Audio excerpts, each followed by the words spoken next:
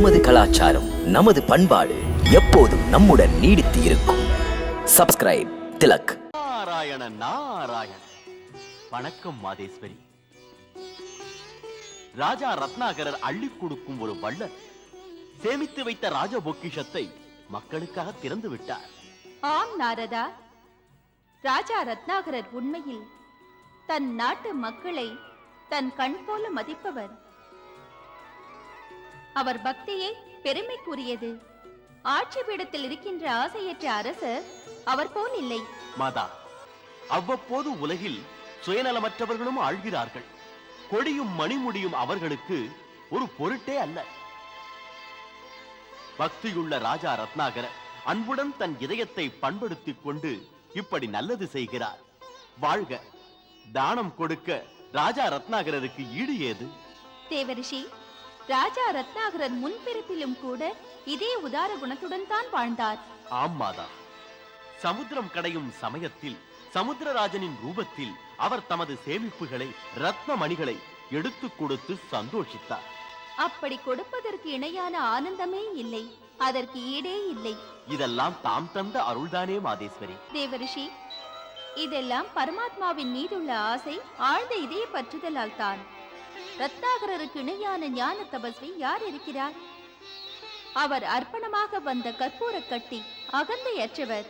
செல்வத்துள் செல்வம், குணம் என்ற செல்வம் தான். உலக செல்வம் அனைத்துக்கும் மேலான செல்வம் அதுவே. அந்த பெருமைக்குரியவர் நம் ரத்னாகரர்.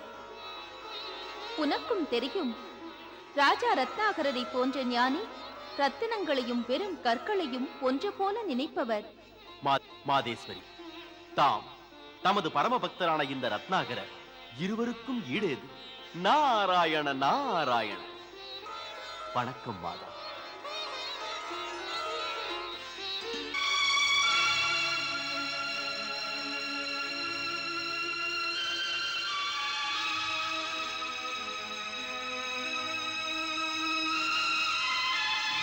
அட, இதை கொடுத்தால் நாணயமும் நவரத்னமும் தீர்ந்து விட்டது.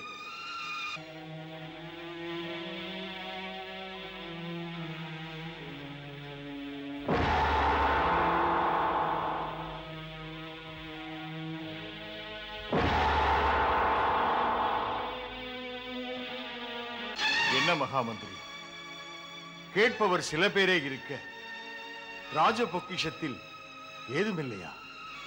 நான் நினைத்ததுதான் நடந்து விட்டது. ராஜாங்க நிலவரை காலியாகி விட்டது மன்னா. இல்லை மகாமந்திரி, அமைச்சருக்குரிய அழகு வரும் பொருள் உரைத்தல். ஏற்றுக்கொள்கிறேன், ஆனால் வரம்பு உண்டு. மன்னன் இல்லை என்றால் அது அழகல்ல.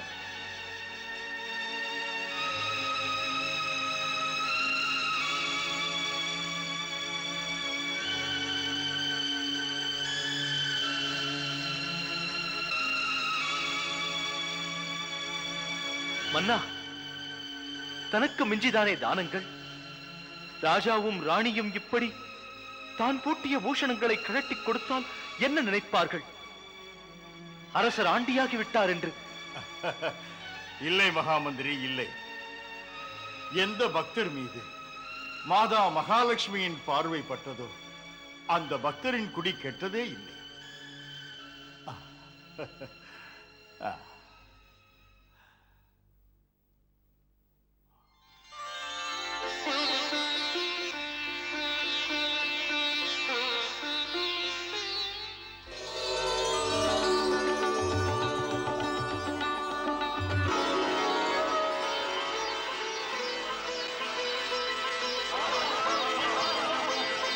நாராயண நாராயண.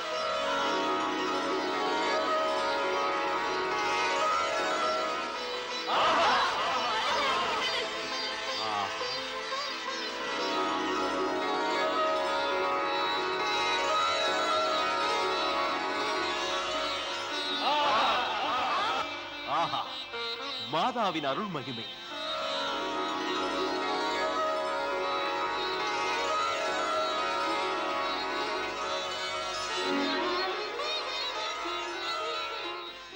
நாராயண நாராயண. தரணியில் இப்போது வைஷ்ணவி தேவி அவதாரம் எடுத்து மாதா மகாலட்சுமியின் அருள்பார்வை படிந்து இங்கே ஏழைகளின் கஷ்டம் தீர்ந்து போய்விட்டது. ஆஹா மாதா, அம்மா உன் அன்புக்கு எல்லை ஏது? வணக்கம் மாதா.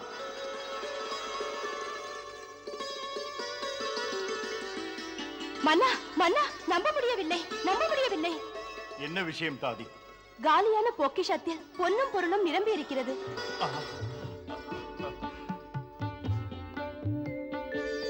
தெரிந்ததா மகாமந்திரி? தர்மங்கள் தடைபடாதிருக்க மாதா மகாலட்சுமி இல்லாமையை நீக்குவாள், செல்வம் பொழிவாள். இல்லாதார்க்கு ஈயும் போது 1க்கு 10 மடங்கு அவள் நமக்கு தருவாள். ஆம் மன்னா, புரியாமல் சொல்லிவிட்டேன். பொன்மழை பொழியும் அன்னை மீது அவநம்பிக்கை கொண்டேன். மாதா மகாலட்சுமி மன்னிக்க வேண்டும் என்னை.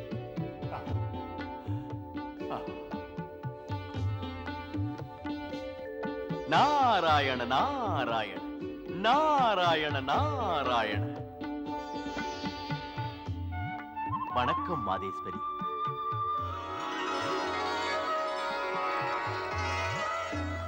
தேவரிஷி, எப்போதும் இல்லாத சந்தோஷம் ஏன்? எங்கிருந்து பயணம் தொடங்கியது?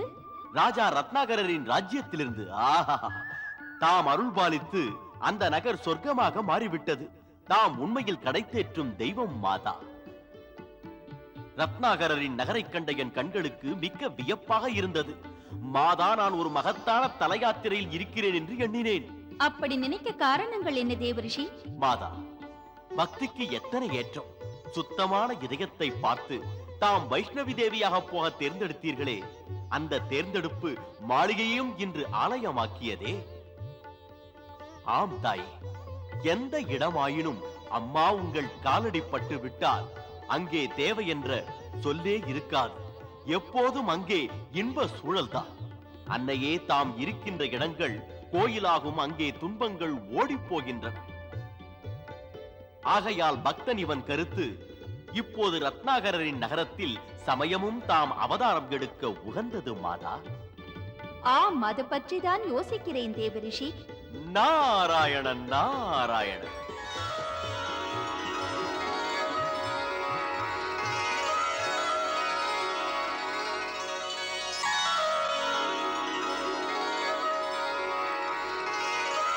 வணக்கம் ஆதிசக்தி.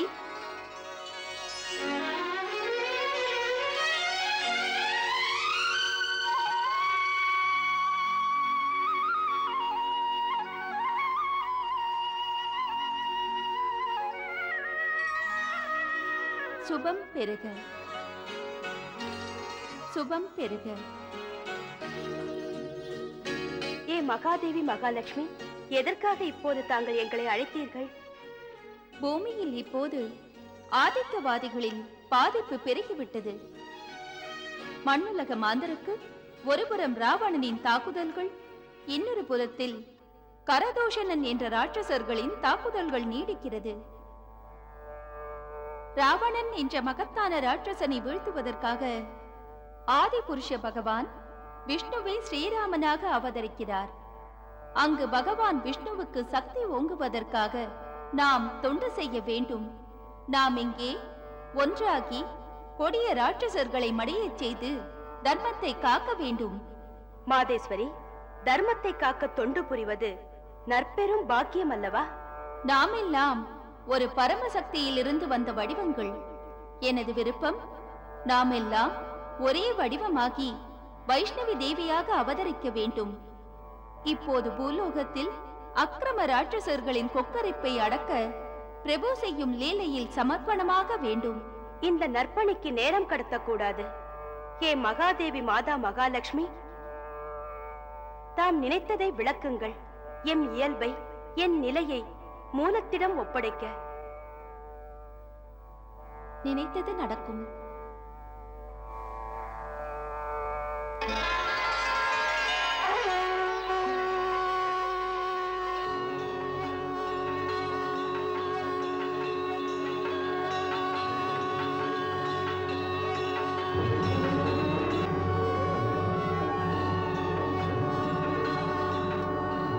ஹே சம்பூர்ண பிரம்மாண்ட தேஜேஸ்வரி, நாரத பக்தனின் வணக்கம். ஹே பகவான் நாராயணனின் காரிய சக்தி, அம்மையே வணக்கம். ஹே மகாதேவி, தாமே இந்த ஜகத்துக்கு உன்னத சக்தி, உன்னத ரூபம், உன்னத செயல்திறன். நிலம் செழிக்க நெல் குழிக்க வளம் தரும் தேவி, வலிமை ஊட்டுவது தாம் தரும் செல்வங்கள். அம்மா, அற்புதம் நிகழ்த்தும் நேரம் இது.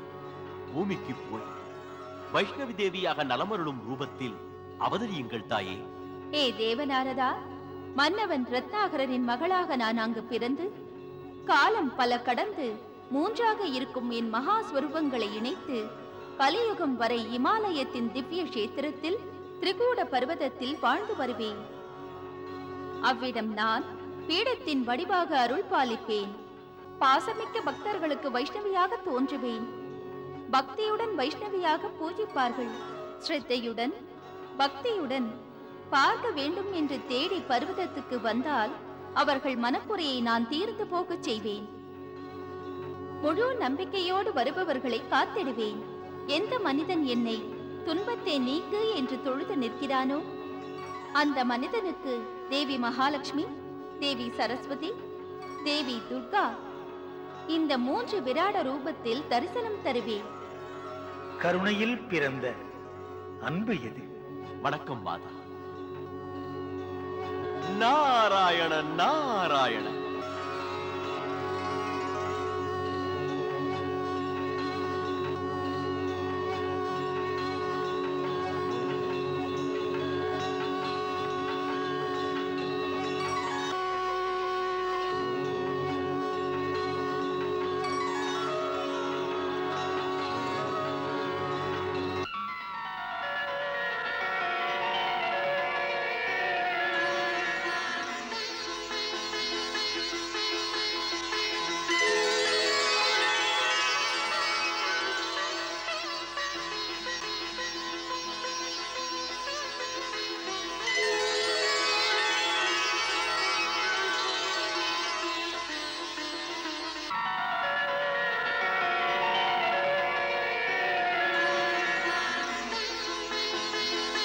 அம்மா, என்னை பாருங்கள்.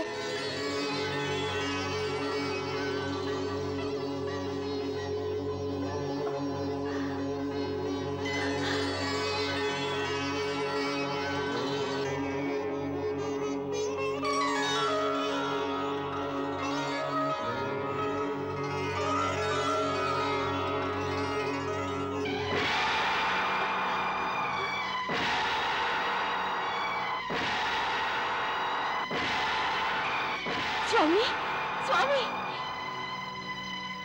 என்ன விஜயா? மாதா மகாலட்சுமி தரிசனம் தந்தாள். தாம் விரைவில் தந்தையாக போகிறீர்கள். விஜயா,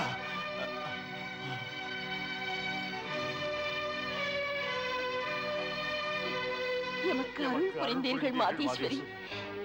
எமக்கு அருள் புரிந்தீர்கள். புரிந்தீர்கள்.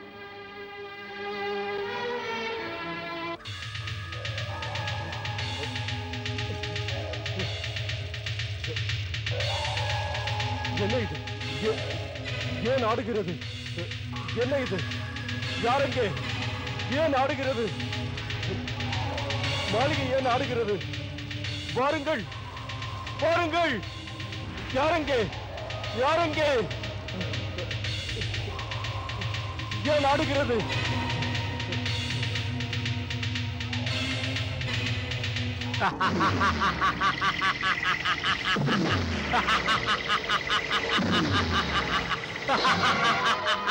யாரப்பா நீ? சொல், யாரப்பா நீ? பாரப்பா, நான் காலன், மரண தேவன். மரண தேவன், போய்விடு. எமது சபைக்கு வந்தது ஏன்? உன் பொருட்டாக உன் வாழ்வுக்கு முடிவுரை எழுத வந்திருக்கிறேன். துர்ஜயா, இனிமேல் உன் உயிரை பறித்து எடுத்து செல்வேன். வேண்டாம், வேண்டாம், என்னோடு விளையாடாதே. கொம்பு முளைத்தவனே வம்பு செய்யாது. போய்விடு, போய்விடு இங்கிருந்து. இல்லை, உன் உயிரை எடுக்காமல் இங்கிருந்து போக மாட்டேன். பேசக்கூடாது, பயமுறுத்தி பேசக்கூடாது. என்னை தெரியாது பேசுகிறாய். போய்விடு, மரியாதையாக போய்விடு. இல்லை, நான் போவது என்றால் உன் உயிரை பறித்துக் கொண்டுதான் போவேன்.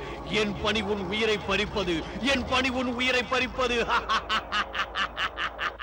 மேலும் மேலும் கோபத்தை தூண்டாதே. தூண்டாமல் இருப்பதா?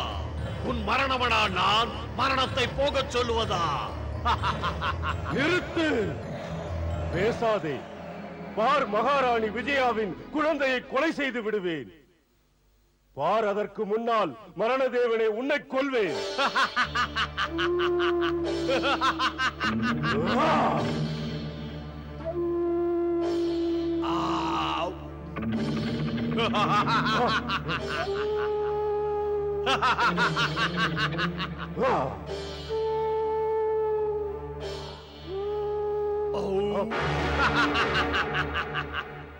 போதும், துள்ளாதே. என்னை கொல்ல இயலாது. என் பிடியில் உன் பொன் உயிரை நிழல் போல் பிடித்துச் செல்வேன்.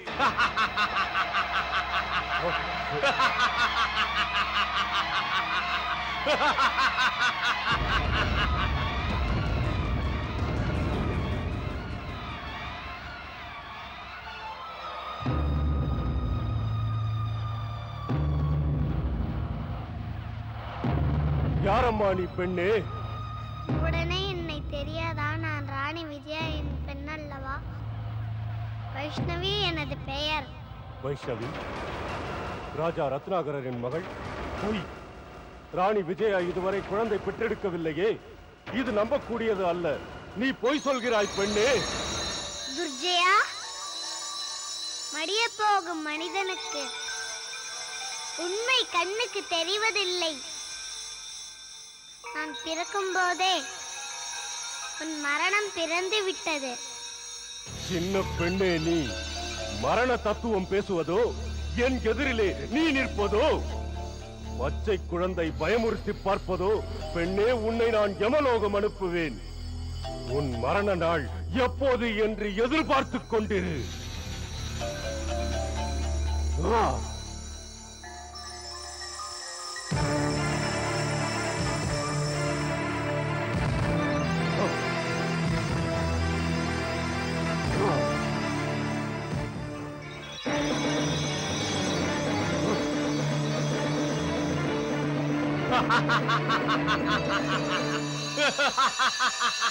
துர்ஜயா, பார், உன் உயிரை நான் அள்ளிக்கொண்டு போக போகிறேன்.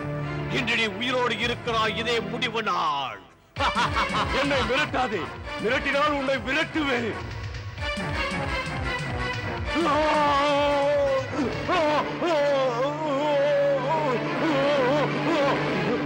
போய் போய், எல்லாம் கனவுதான். மரணம் வரக்கூடாது, மரணம் வரக்கூடாது. வஜ்ரதண்டா, வஜ்ரதண்டா, வஜ்ரதண்டா, முன்னால் வா. வஜ்ரதண்டா, முன்னால் வா, முன்னால் வா.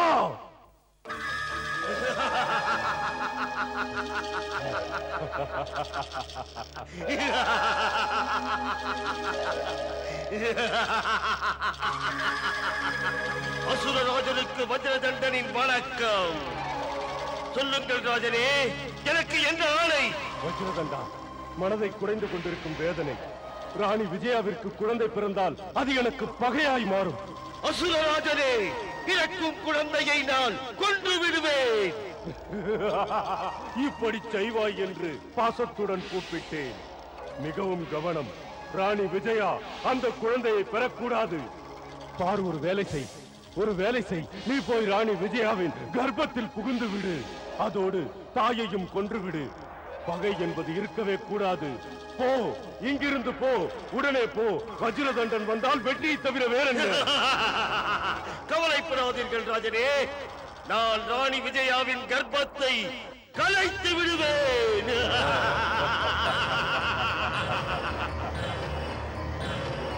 இனிமேல் எனக்கு விரோதிகளே இல்லை. கர்ப்பம் கலைந்தால் குழந்தை எப்படி?